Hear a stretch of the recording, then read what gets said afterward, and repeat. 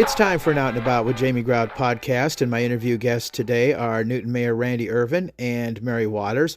Randy is a proponent of the proposed franchise fees, and Mary Waters is against the franchise fees.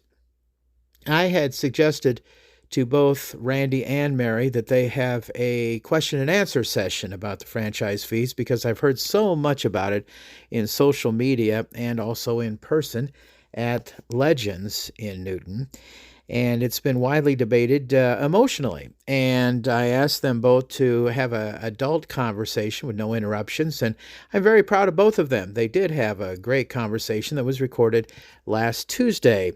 And I also suggested to Mary that she get on Facebook and suggest to people that they offer up questions to her in her conversation with the mayor, which they did. Because of that, this podcast went way longer than normal. Usually my podcasts no longer than about 30 minutes. This went about 50 minutes, and because of that, there's no video attached to this audio. So please know that normally I do have videos, but this will go 50 minutes.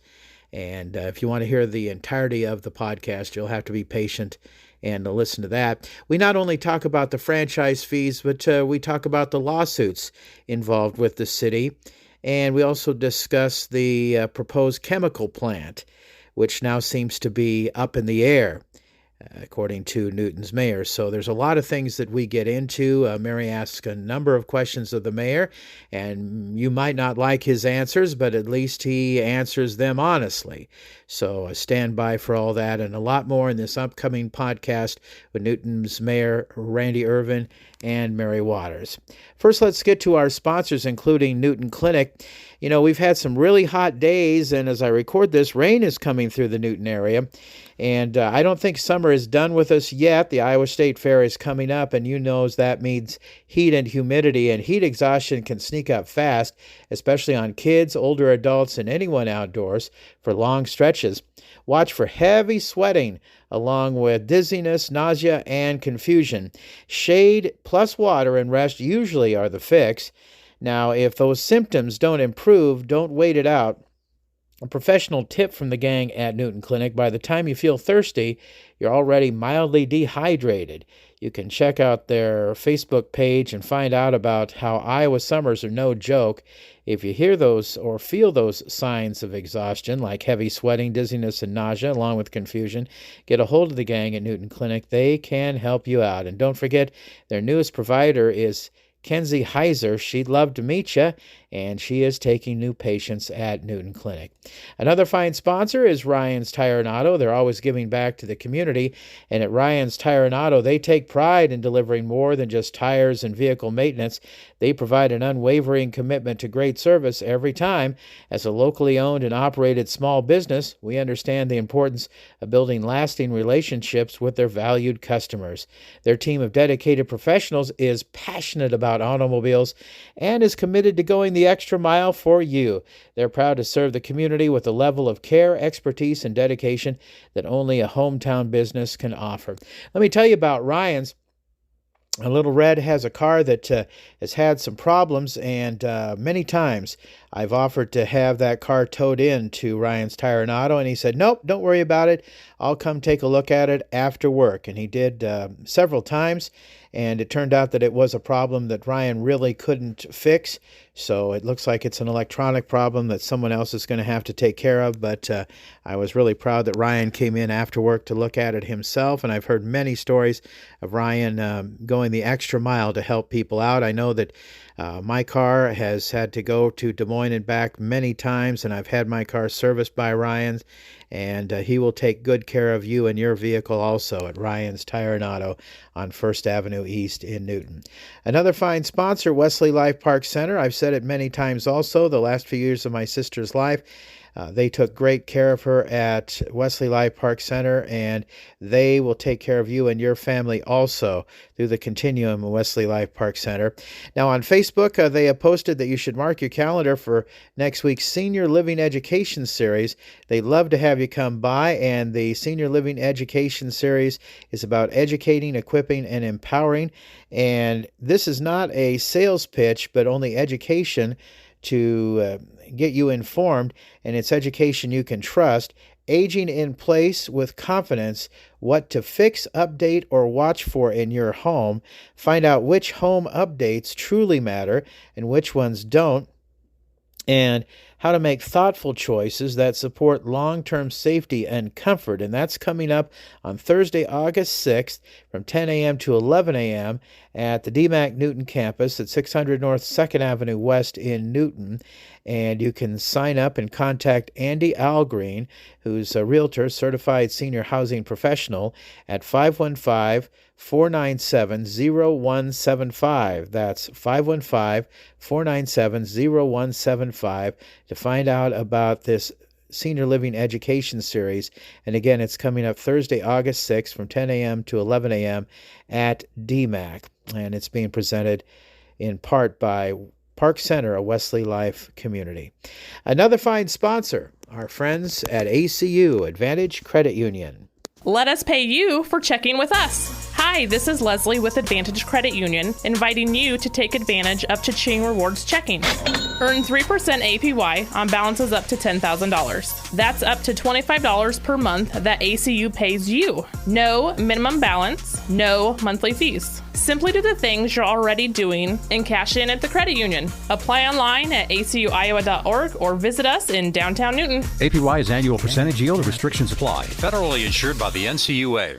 It's time for an Out and About with Jamie Grout podcast, and this time around, we're going to be talking about the controversial issue of franchise fees in Newton. The Newton City Council has already had 2 readings on it, and there'll be a 3rd reading coming up on August 3rd at the City Council meeting. And my interview guests are Newton Mayor Randy Ervin and Mary Waters. I want to state clearly that both of these people are friends of mine. I've always said this before I've interviewed the mayor.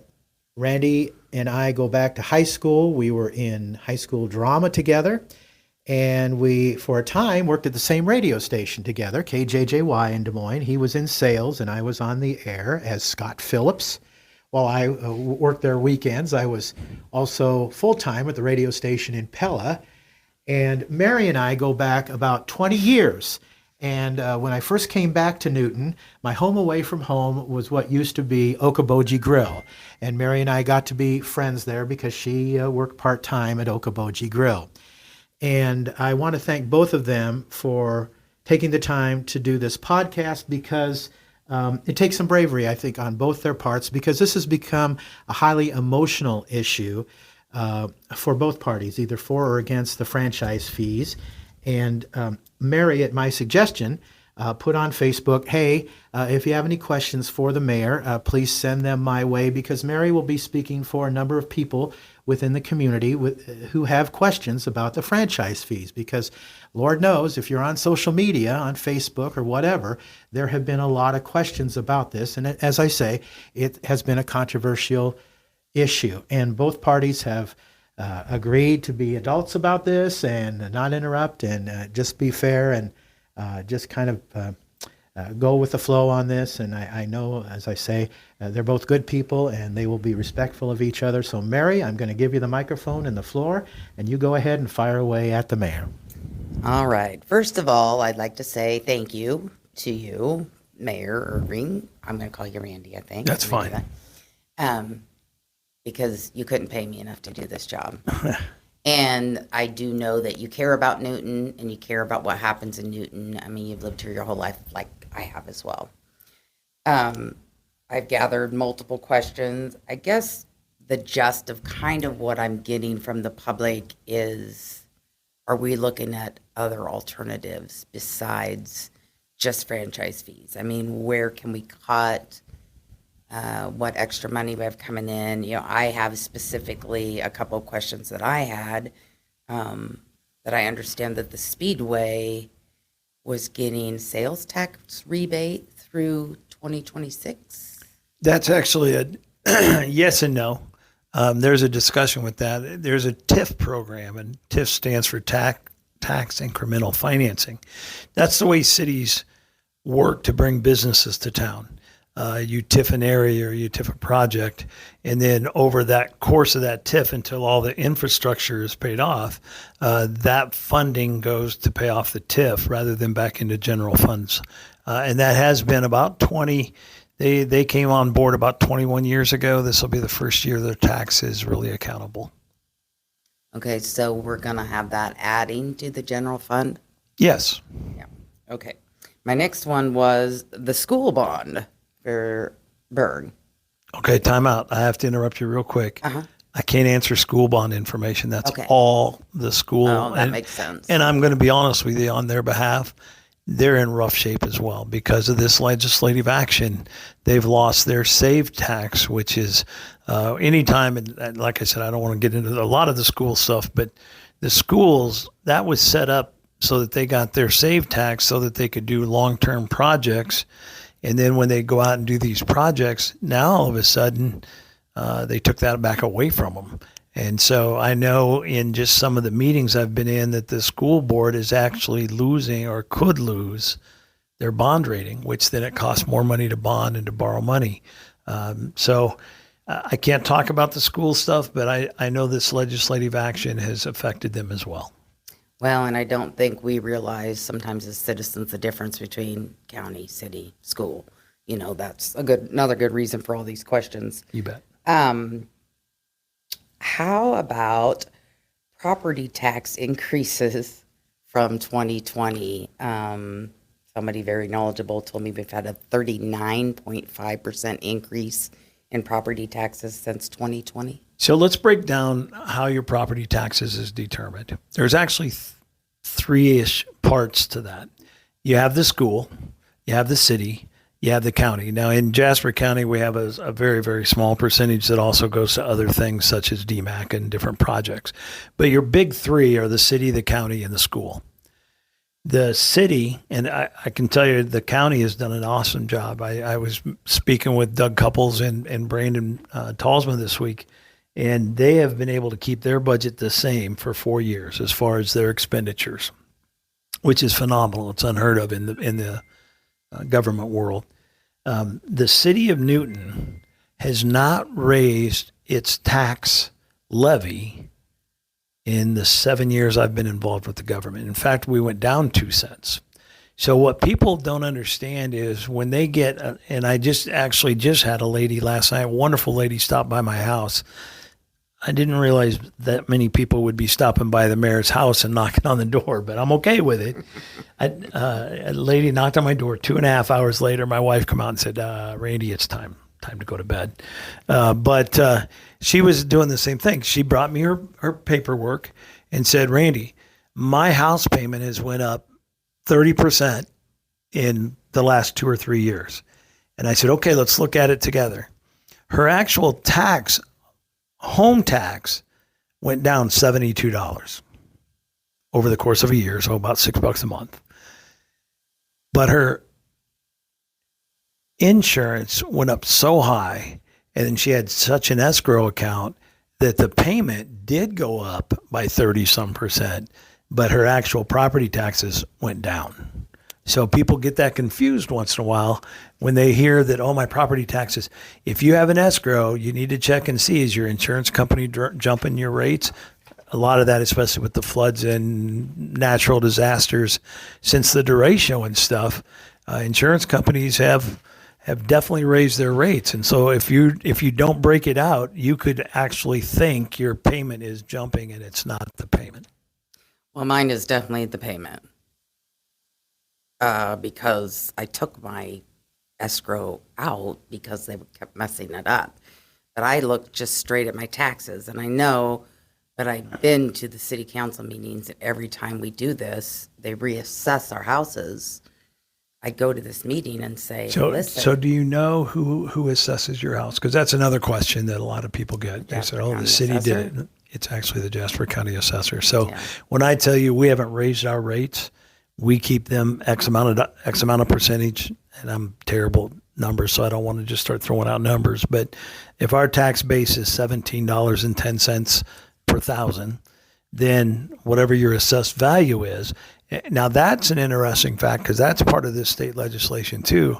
Prior to this, if your house assessment went up, whatever it went up, you could go and you could protest it, like you're saying, and hopefully it's adjusted. But anything over 10%, you had to prove they were wrong. With this legislation now, if your assessment goes over 10, I believe it's 10% above, if it grows by 10% or more, they have to tell you why it grew. So that's a good thing. Yeah. Well, I hate to have the state involved, but I think property taxes have become a really big issue statewide, not just citywide. And we know what it's doing, but I went through, I think maybe it was Matt Mugler's first year, I went through, my property taxes, and we were going through them, and he goes, well, this year it didn't change at all. And I said, do you know what happened that year? And he goes, no. I said, Maytag left. Couldn't raise my property taxes. I don't think if you wanted to. Yeah, you could have, but everybody's houses were for sale. I've had a steady increase. Now, my last one was like $75 or something. I was so thankful. But I think 5 years ago, maybe one from 1 year to the other, my property taxes went up $600. I will, as a commitment to you personally, whether we agree on anything else today, when we get done here, I'll get your address and I'll get a 10-year report, and I would be glad to look at that with you, just because most of the people, when I do that, they either flatline or have actually paid less in property taxes than they have in the last 10 years. So I'd be glad to look at that with you. It definitely went up and then kind of leveled. And I think maybe 1 year it went down like $8, but then the next year it went up 75. My deal is, I looked at cities, 2 or 3 populations bigger than us, 2 or 3 populations smaller than us. The average range for like Polk County was 32, I have notes everywhere, to like 45.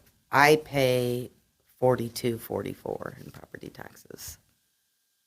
That's hard when you're talking about, my grandson goes to the pool every day, talking about closing the pool. What do I pay $4,300 a year for? I know, policemen, firemen, schools, I get it, but it's tough as a homeowner.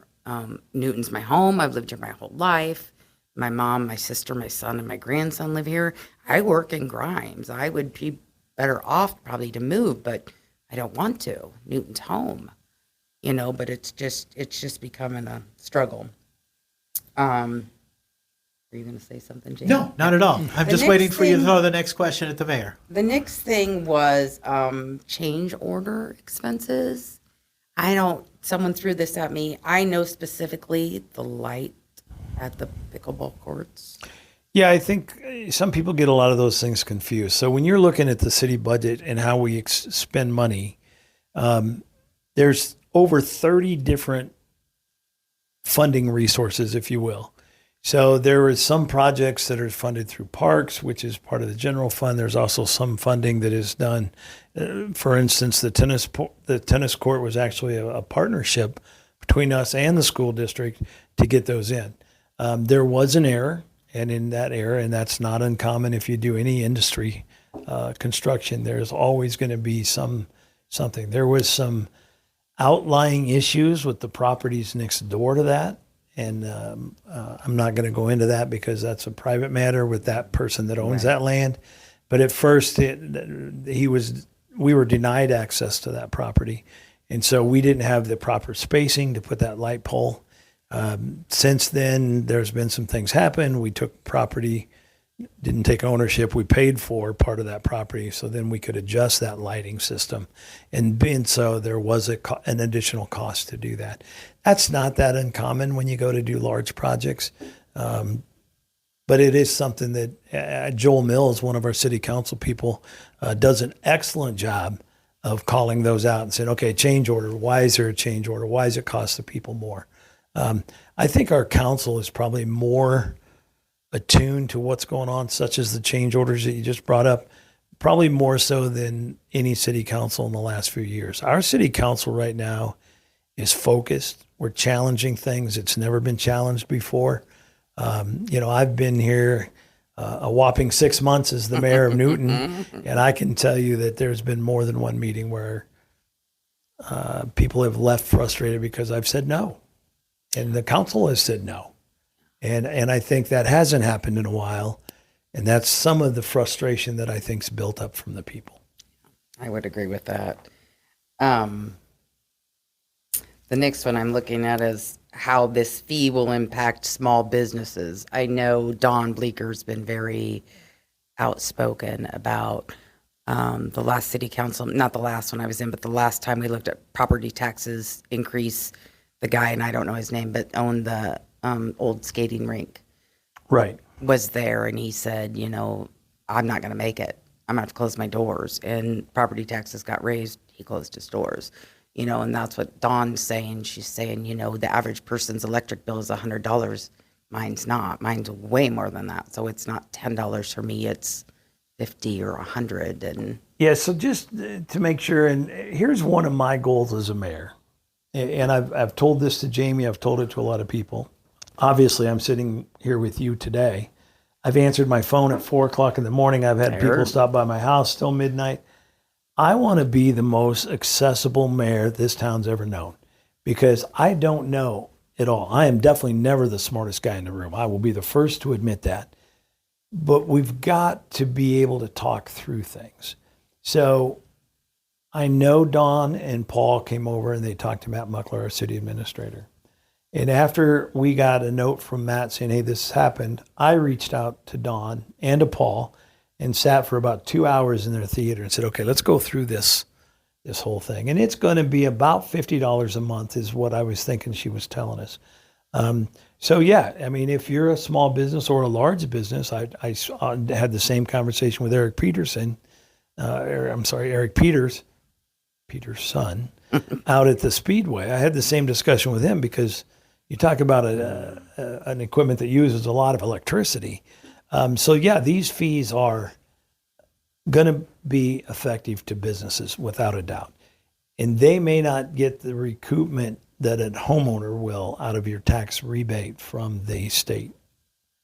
People don't understand businesses are taxed at 90% of their valuation.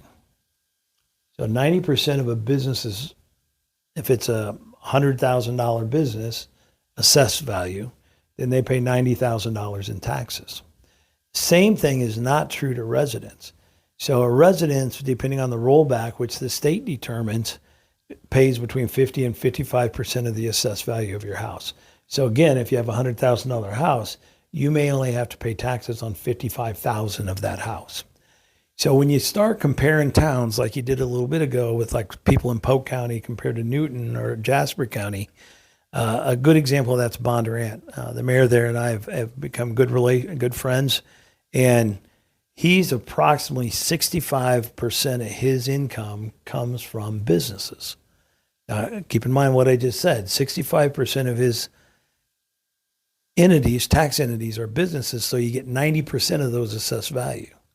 We're not even to 50% is businesses. So our main income comes from residents.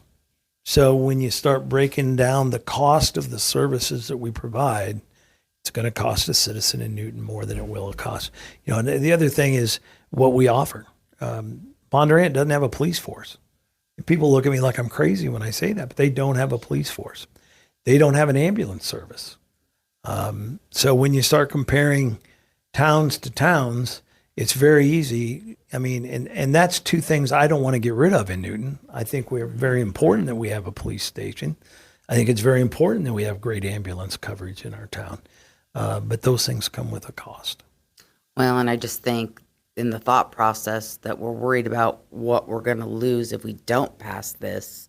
At the same time, what are we going to lose if we do pass this? That's a great question. And I had this conversation with a gentleman the other day. Just a scenario that I will put out there.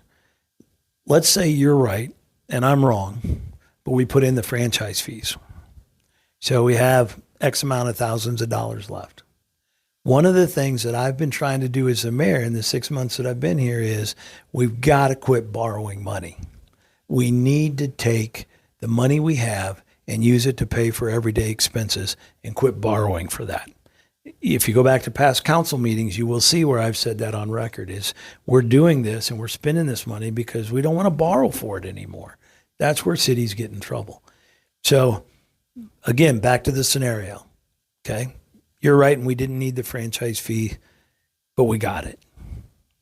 Now we've got this money, which has to be completely marked for specific expenditures if we use a franchise fee. And it's only 4%, not 5%. And we can explain that later too. But if I'm wrong and you're right and we get this franchise, then yeah, we may have a couple $100,000 and we may be able to take that $200,000 and do projects with it. We already got more street projects going right now in the last 46 months than we have in the last 10 years. We can use that money for different things again in our community. Now let's reverse that scenario. Okay. I'm right, but we don't get the franchise fee. Now I don't have any choice but to cut services. And the franchise fee isn't a one size fits all, and it's not a cure all by any means, because we're still going to have to make cuts because that franchise fee isn't going to make up the entire deficit. We're still going to have to make cuts. We're still going to have to, but the cuts will be more manageable if we have the franchise fee. I just had a thought process about that. I was thinking, sorry, I'm thinking a thought process. That's right. Take your time. Maybe it had something to do with, what some citizens would consider unnecessary spending. I don't know. I've kind of Googled some of it. Along those lines, I have a question. Go ahead, Jamie. And maybe you can explain this, but I have heard the fire department is funded at the same levels now as they were when Maytag was in town. True or false? It's an excellent question. We actually have more staffing than we did. However, our calls have tripled since Maytag left. And because again, when you look at our ambulance service, and this is a discussion that I have had personally with the chief, and we are talking about what services can we get away from that is causing us to staff. But here's the other side of that. We do what's called GEMT. It's a federal funding program. So if we have a person at our hospital needs to go to Iowa City or needs to go to Des Moines, we can do that, but then we can charge that back through a government GEMT. And so our fire department, our ambulance is actually revenue producing to a point. Now there's always that break even point of, do we get paid enough as much as it costs? The other thing that we have to do, and this is one that I struggle with a little bit, we have a hospital.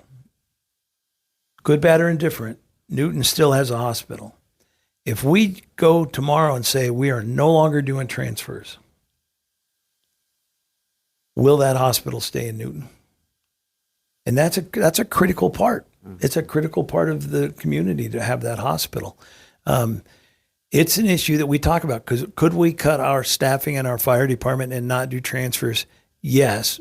One, we lose the federal funding, and two, what's that going to have for an effect on our hospital? So to answer your question, yes. When I came on board, I think it was, I hate to use exact numbers because somebody will call me out on it, but I think we were 766, and I think now we're 777.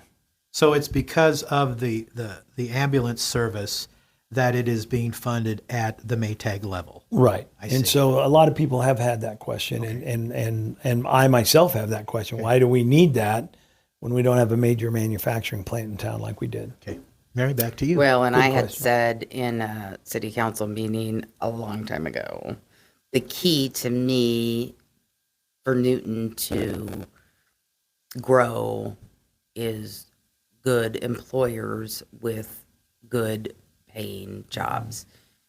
They need to be invested in Newton. I don't know if that happens anymore, but these other places like, Marshalltown or Pella, it's hard to compare because they have factories still that invest in their communities, and pay taxes. So that's a great point. In Pella alone, I'll just pick on them for a little bit because I always like picking on Pella.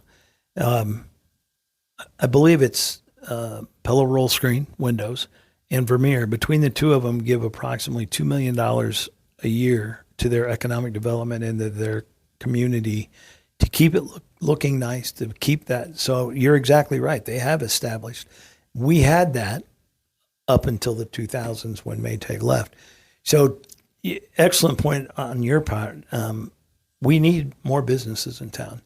And we're working on that as hard as I can work on it. I mean, the interstate, the Newton Rail Park, that would have never happened if we hadn't all sat down together and busted our chops. And, there was some midnight meetings. There was some shouting matches before we finally all sat at the table and said, we got to get this done.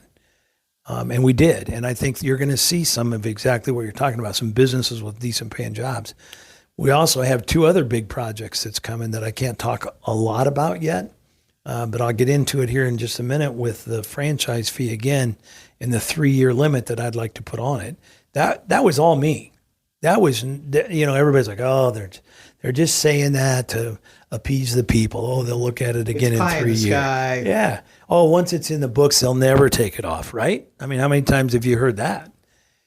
How many times have I said that? Here's exactly why I want the 3-year in there. I've seen what's coming. I know some of the businesses. I see some of the transactions that are happening as we speak. I can honestly tell you in my head, and I've done the spreadsheet and I've put it on paper, I believe in 3 years we can get rid of it. Now, if I'm here in 3 years, that would help. But even if we have a whole new council, I believe it's the responsibility of that council and that mayor to revisit this in 3 years. Again, I'm sorry to interrupt, Mary. Go ahead. Because we're 25 minutes, and I don't want to go any longer than 30 minutes, but just real quick, the chemical plant said they were going to locate in Newton, but they've put off their groundbreaking. Is there a chance they've changed their mind, Randy? It is. Anytime you're working on a project like that, they gave us a commitment.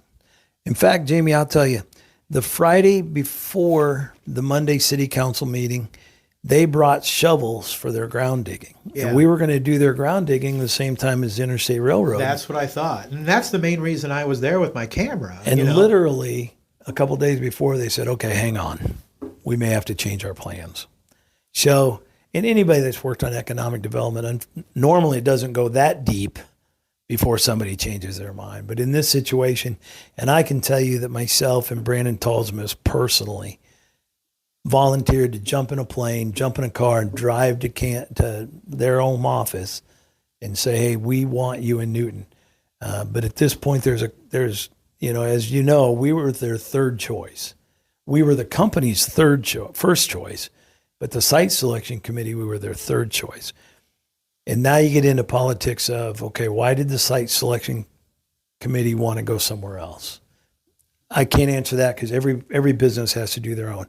I think it's less than 50-50 they're coming. I don't think it's out of the question yet, but I think that's really sad. I think we're going to still get growth out there. We've got projects that are calling us now saying, but we're also, not to pick on other towns around us, we're also very selective on what we want to put out there. Right. Well, I know it was controversial when it was announced. Yeah, and it was actually one of the better ones and we've turned away other projects that would not have been as good. Mm-hmm. Okay.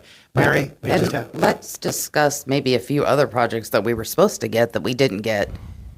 State Patrol training is supposed to go out. We do that every day. Well, but they were supposed to put a facility in. Yep, there's two things there that talk about. First one was, and that was way before. I've been on the council 6 years and mayor is 6 months, so about 6.5 years. Before I ever got involved, there was a commitment made from the state of Iowa with DMAC to put the Iowa Law Enforcement Academy at our DMAC location. And the same kind of thing that we just talked about with AU, at the last second, they got pulled out from us and went to Grimes. So that did happen. Now, the second part of that is we do have a contract with the Iowa Law Enforcement Academy at the track. And a lot of people, well, you probably know with your weekend job, they stay in hotels here. They eat in restaurants here. That's a great thing for our community that the Speedway's doing that a lot of people don't even know about. But they fill up our hotels probably 15 weeks out of the year. And the city gets the hotel motel tax for that. And our restaurants get clientele for that. So that's one of those unsung hero things that the Speedway does for the city that people don't necessarily know. I think the other one too was softball, indoor softball, and I believe that ended up in Grimes as well. No. No. Can I say that louder? Yes. No. No. Yay. I'm just telling you, if you'd have asked, I can't say it like that. Yeah. If you'd have asked me a year ago, I'd have said it may not happen. If you would have asked me in January or February, I'd have said, now so that project started in Newton the same year I got elected into the city council. So we've been working on that for almost 7 years. I can't tell you, it's not dead. It's not dead. It's very much alive. I've seen the plans. I've seen the commitments. I think that's one of those things that people have written off. I have a great friend of mine, Mark Polistrini, wonderful guy, a teacher, retired from Newton. Every time I see him, he leads with, Irv, what's going on with Project Fast Pitch? And every time I'm like, it's getting closer, but I've been saying that for 7 years. So I can't tell you, but I can tell you that's not true that it went to Grimes. Well, and I know I work in Grimes. So yesterday I just took the little drive out there because I booked a room for one of my new guys. And I'm like, there's a hotel in Grimes besides the one by McDonald's. Drove down in there. Oh my gosh, that town is growing. Yeah. It's just growing. Another classmate of mine, Tom Phillips, who also graduated in Newton, is the mayor of Norwalk. Of Norwalk. And him and I have talked. And there's a program where TIF, they used a lot of TIF money to try to get a couple of hotels there. The difference with Project Fast Pitch, and people don't understand this until they see it, the magnitude of Project Fast Pitch is national and international. We're not trying to just be a softball complex for the Des Moines metro area, which is what they tried to do in Grimes. This is a way bigger magnitude. And I'm hoping that we have good news on that project soon. We're short on time. One or two more questions. Yeah, the important questions, Mary. I think a lot of it, a big question a lot of people had, this is only going to affect utilities in Newton, Iowa. It's not going to affect if you're outside of the city limits. Correct. And we've had a lot of people call and ask me that question because there was some rumors going around that anybody in a 50208 zip code would have to pay it. That is not true. If you go by the Beacon, which is an excellent resource for maps and stuff, if you go by, it actually shows the outprint of Newton, and only people inside that print can be charged. And only those people will be able to vote because of that. That is true. I mean, only the people that are in Newton can vote. That is correct. Okay. I think probably another big question on people's mind, and I guess it's kind of on mine a little bit too, is the incident with a couple police officers we've had.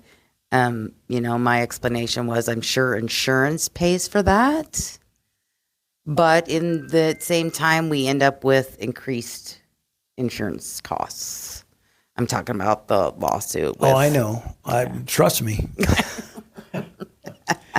I have to be careful how I answer this one. But so, yes, some things are covered by our insurance. So we may have one specific case that's out there where we have turned it over to that insurance company, and there is a maximum dollar amount that then the city is liable for.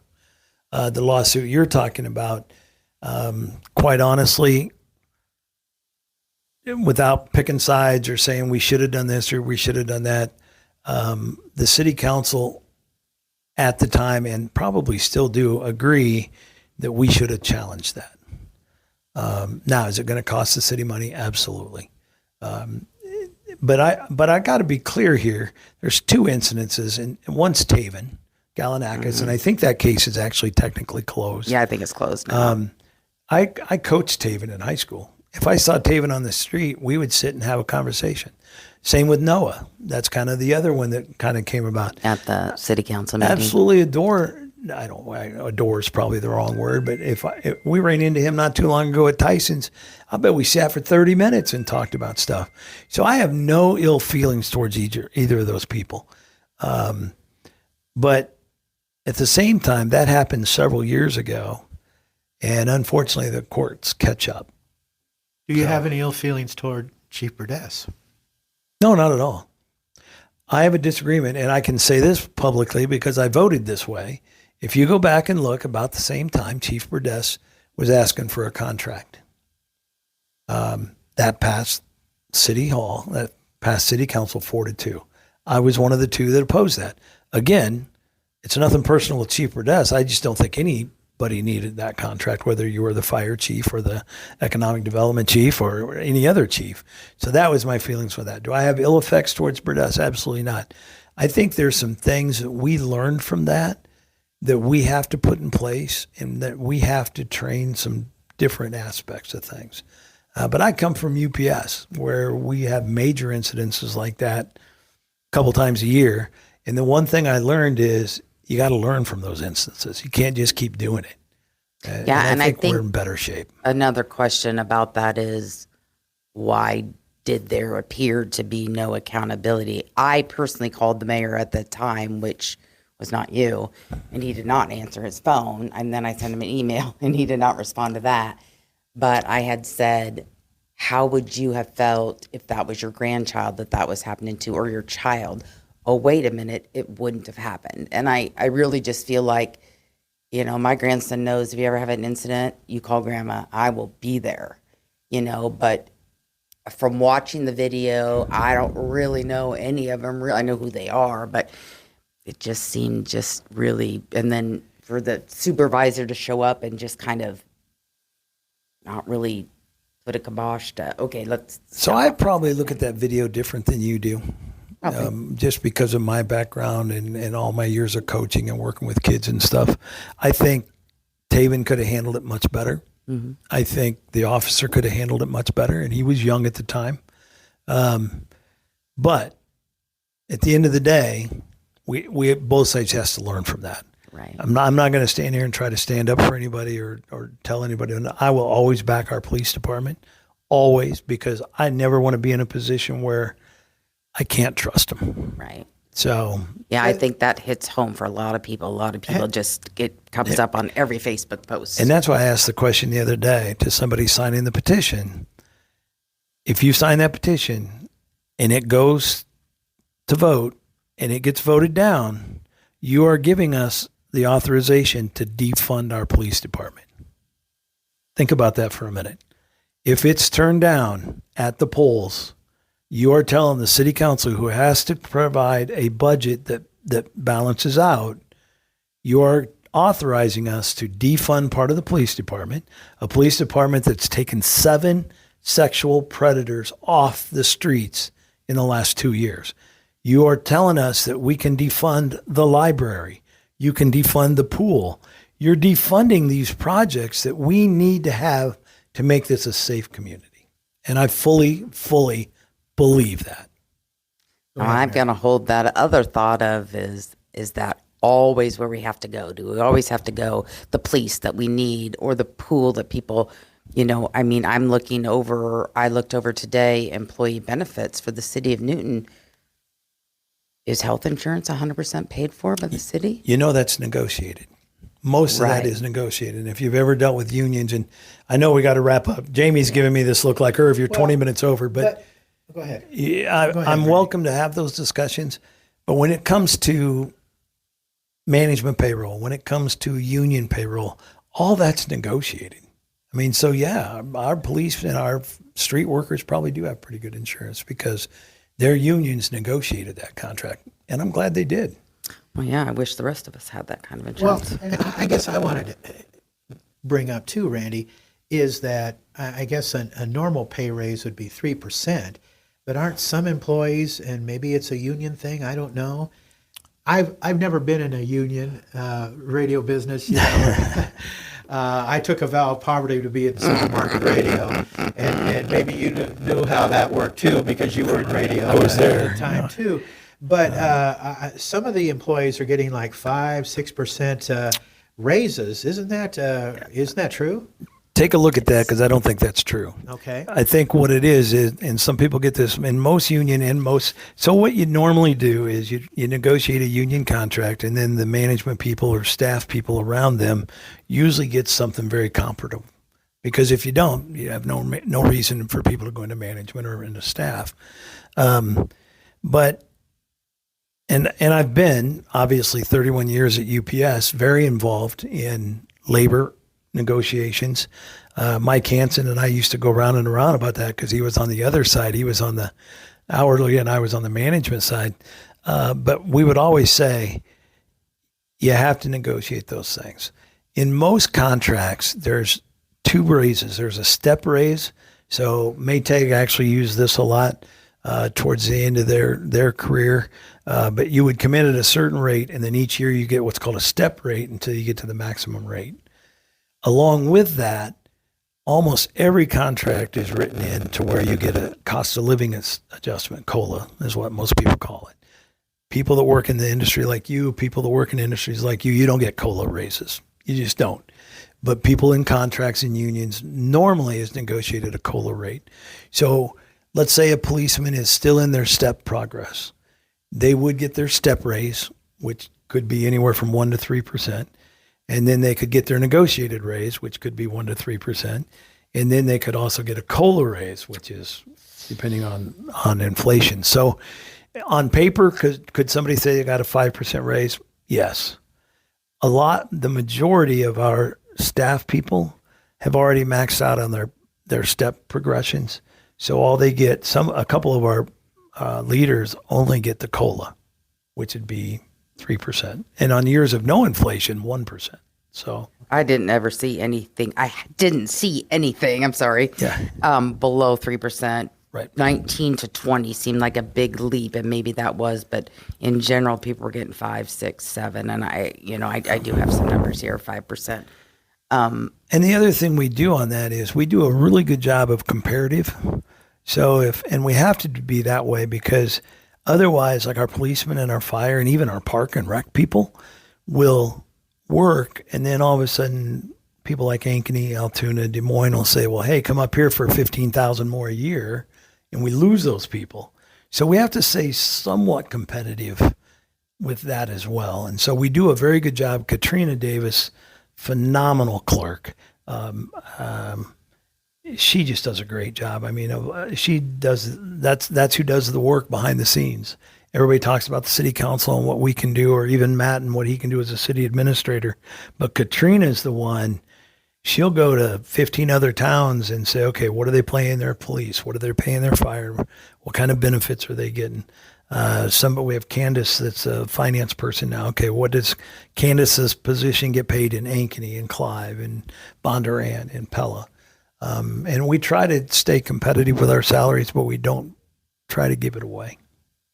Well, if you look at the state averages on most of our employees compared to the average income in Newton, which is $50,000, the average household income,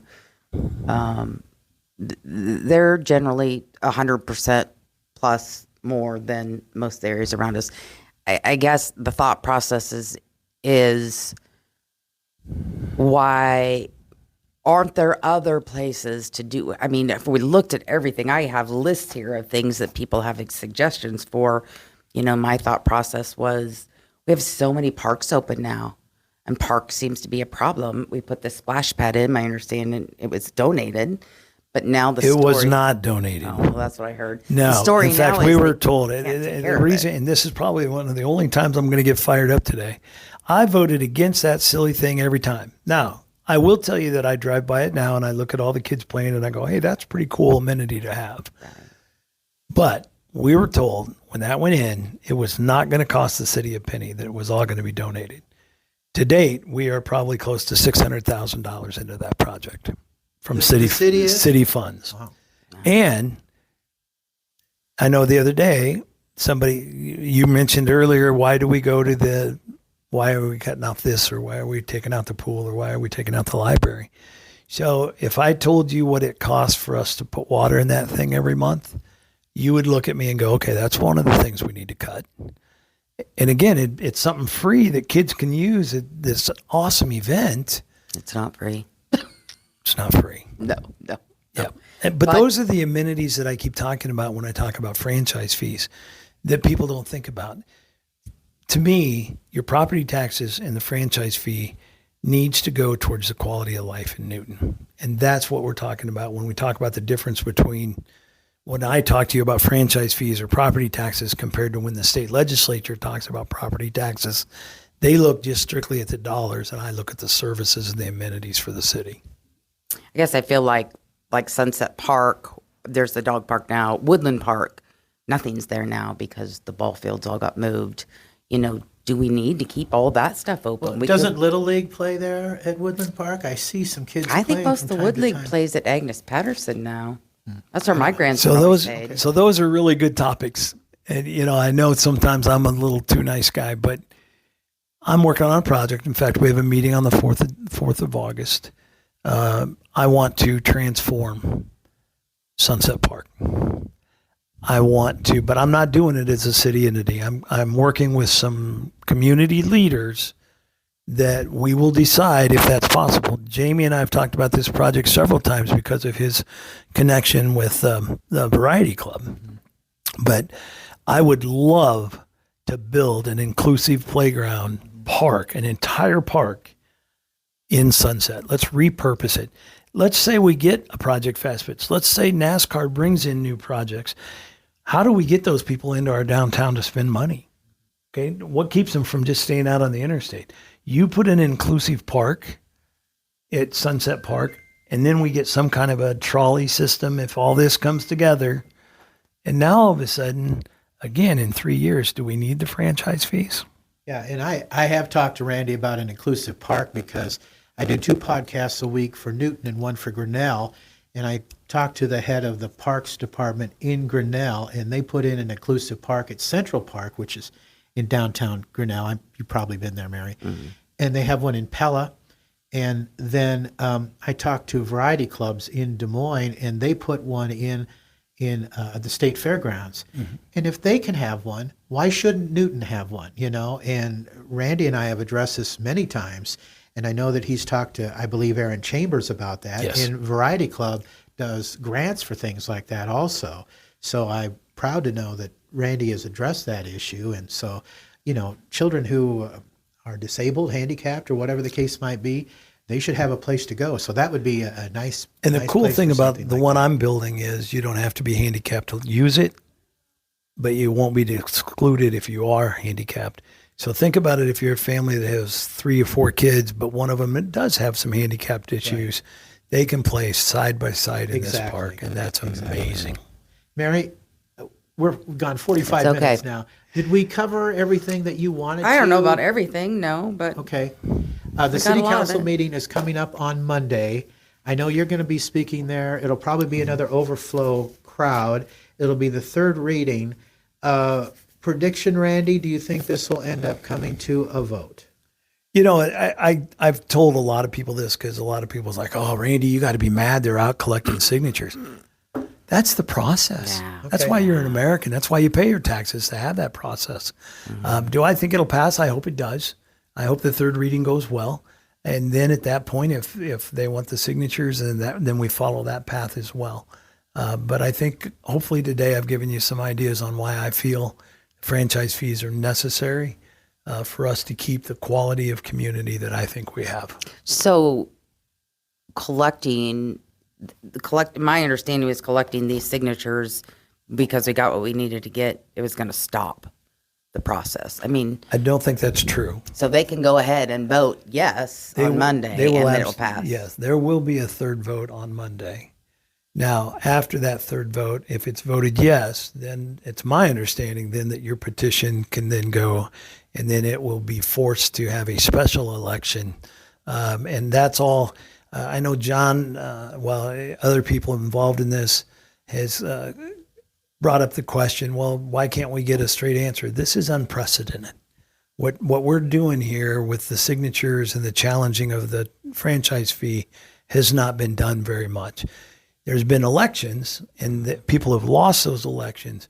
But this is one of the few times. So when we say, Randy, what happens when we get the signatures?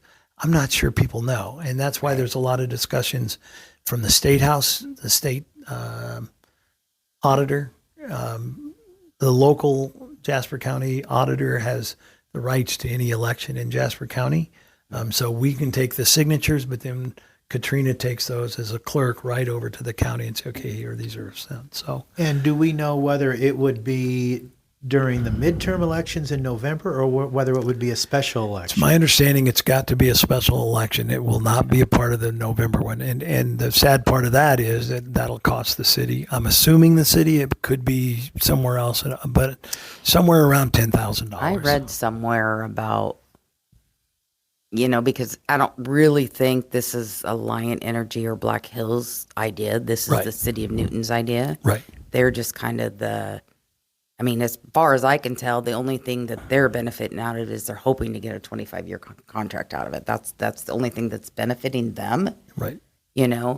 So, but my understanding was if it was at their request or they're being responsible for it, it could be billed to them, the election. But I don't really know how there's- that works when they're there's a lot of suggesting it, that it's unknowns. through the city. Right, Yeah, I don't right. know really how that works, but There's just a lot of unknowns, and nobody can give us square answers on this because it hasn't been done before. So we'll get through the third reading. Hopefully they'll have. I know they're going to have more than enough signatures, and I said this in a meeting the other day. I applaud them for doing it because what's more American than standing up for your rights? And so it's not an anger issue thing. I'm not mad at them for doing it. I think it's good. Now, do I still think we need the franchise fee? Absolutely.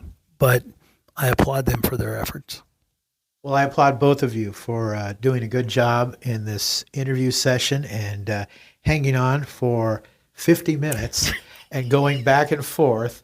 And You might have to have two podcasts. that's what I was just going Well, to say. You might do part one, come back for part two. Maybe we'll split this up. I don't know. I'm glad I have Then we editing probably have equipment. 10 more minutes to talk. Yeah. But Mary, I know I had on Facebook, I suggested you do a podcast and you were like, I don't think so. And then your mom jumped in and said, you should do this. Mary has researched this. And then I came in to Legends and had breakfast on Saturday morning and you agreed to it. So thank you for that. And Randy Irv, my buddy, I appreciate you doing this too. And you're doing a good job at being the most accessible mayor. Every time I've wanted to do a podcast with you, you've been okay with it, and you've always answered the question honestly. And I remember when you first became mayor, you spoke before Rotary, and you said, you can come and talk to me. You may not always like the answer that you get from me, but I will always be honest with you. And I appreciate that about you, Randy. You've always been a stand-up guy ever since I knew you in high school. Thank you. And I appreciate all you're doing for the city. And Mary, you are also doing this for the city. So thank you for speaking for all the people. And thank you to the folks who submitted all the questions to Mary, too. I hope we got some of your questions answered, and we appreciate that. And hey, come to the city council meeting on Monday. What time's it start? 6 o'clock? 6 p.m. Yeah, and there'll probably be another overflow crowd for the third reading. And as a teaser, there may be an announcement at that meeting. Oh, wow. Nothing to do with the franchise fees. Oh, that's okay. even An better. announcement. I'll have to be there with my Yeah, camera me too. for that too. Okay. Well, Mary and Randy, thank you very much. And that's going to wrap it up for this edition of Out and About with Jamie Grau. Other sponsors include Junie B's Eats and Treats Food Truck. They'll be open on Friday for lunch from 11 till 2. I had their flatbread cheese pizza the other day. Boy, was it delish. Again, Junie B's Eats and Treats Food Truck, open Friday from 11 till 2. Check it out. Other sponsors for the Out and About with Jamie Grout podcast include the fine folks at Westside Java Coffee Bar. Try their drive up in the alley or just stop on in and get together with your friends at Westside Java Coffee Bar. Jersey Freeze in Monroe. Stop on in and see the gang at Jersey Freeze. Lynn Donahue, great guy. He'd love to see you. And don't forget, they give out Jersey Bucks every Sunday morning with Out and About with Jamie Grout podcast trivia.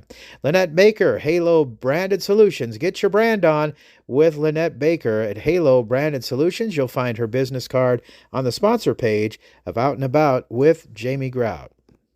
Also, Made Right Sandwich Shop. Stop on in for breakfast 7 days a week. Also, telephone service at 792-4166. Stop on in and enjoy the great Made Rights at Made Right Sandwich Shop in Newton. Until next time, grrr,